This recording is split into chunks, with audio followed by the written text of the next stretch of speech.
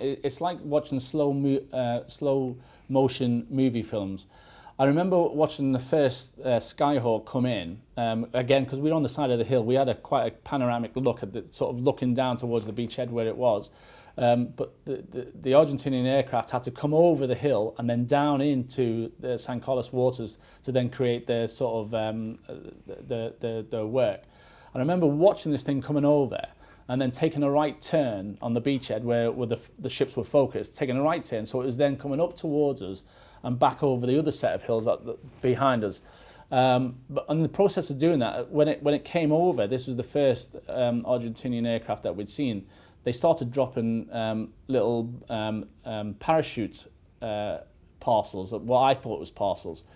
And again, my naivety as an 18-year-old, we were all standing there, be it that we were further up the hill, but we were watching what was happening, thinking, why would they be dropping those little parcels?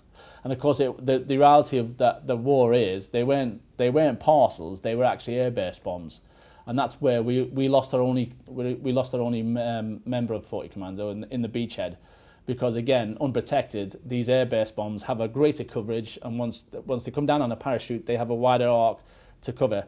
But again, right place, right time. The reality, we could see that happening coming up the hill. So needless to say, by the time it got over our heads, we were dug into protection and such like. You said you lost your first man there. Yeah. What was that like, coming sort of face to face with death for the first time as a young man? That was the reality that truly and utterly struck every single one of us, that this was real.